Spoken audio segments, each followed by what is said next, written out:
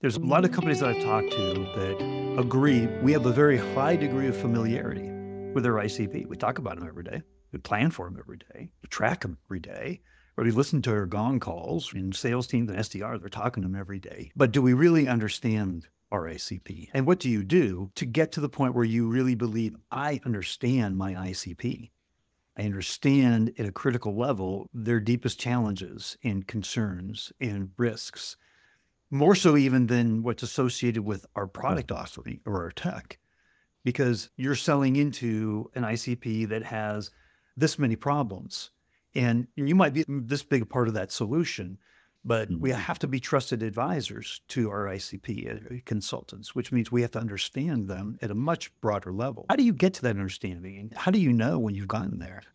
I just don't think we ever know that we've gotten there. I don't think it's ever 100%, but I hear like a few ways that we look at it, and it's a multi-pronged strategy. And it's interesting because your competition is doing this, so you are doing it at the same time. And whoever has that extra piece of understanding of the motivation of their customer actually ends up winning if all service offerings and pricing is the same. A few ways that we look at it, typically like you referenced Forrester a few times, I think having analyst reports is a big one. So in our case, whether it's McKinsey, Everest, Zinnov, all those areas, I think that truly understands what's happening broader in the market.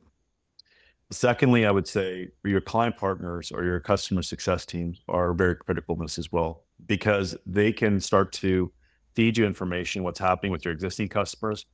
And we can start to make assumptions that some of the pain points that they're feeling are also similar motivations that exist in their competitors as well. So when we go after another customer or someone in the same sector, those things start to resonate as similar opportunities as for us to gain intelligence. Thirdly, I would say is there's a lot of good technology available, and I'm sure you've used a variety of them as well. The technologies that we start to use in addition to like the typical LinkedIn and Zoom info, just to get more robust information about the company, we've got tools like Drop and Cognizant, which looking over the United States and especially into EMEA, these tools start to give you a lot more insight into specific technology being used, things like organizational structures, ways that people are motivated. I think these tools help you get to that further. One of the tools that we're trying out is a tool called Inventurist, an AI-based tool.